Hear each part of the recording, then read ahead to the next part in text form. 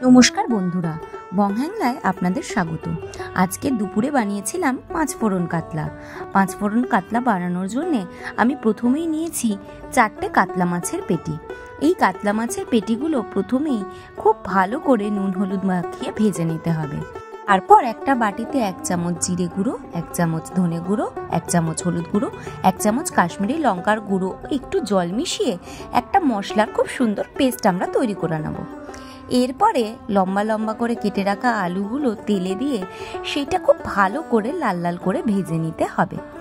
আলু ভাজা হয়ে গেলে ওপর থেকে দিয়ে দিতে হবে লম্বা লম্বা করে কেটে রাখা একটা টমেটো দিয়ে কিছুক্ষণ নাড়াচাড়া করার পর দিয়ে দিতে হবে আগে থেকে বানিয়ে রাখা সেই মশলার মিশ্রণটা আর কিছুটা আদা বাটা। তারপর চিড়ে রাখা 3-4টি কাঁচা লঙ্কা ও কিছুটা জল দিয়ে মশলাটা খুব ভালো করে কষিয়ে নিতে হবে। মশলা কষানো হয়ে গেলে ওপর থেকে আমি অ্যাড করেছি স্বাদ মতো নুন এবং 2-4 দানা চিনি। চিনিটা অবশ্যই অপশনাল, কেউ না চাইলে না দিতেই পারেন, তবে সামান্য চিনি কিন্তু রান্নায় টেস্টের ব্যালেন্সটা ধরে রাখে।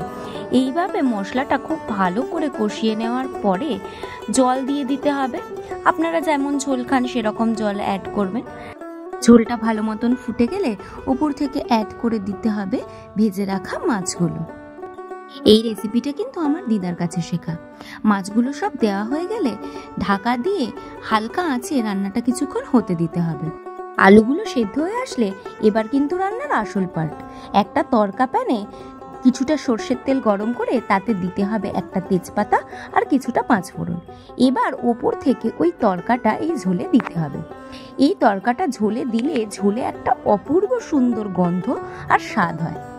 তারপর আর কি, মাছের ঝোল হয়ে গেলে গরম গরম নামিয়ে নিয়ে ভাতের সাথে পরিবেশন করুন। দেখবেন দুপুরের খাবার একেবারে জমে ক্ষীর। বাড়িতেই রেসিপিটা বানিয়ে খেতে কেমন হলো আমাকে জানাতে ভুলবেন না কিন্তু। ধন্যবাদ, দেখা হবে পরের ভিডিওতে।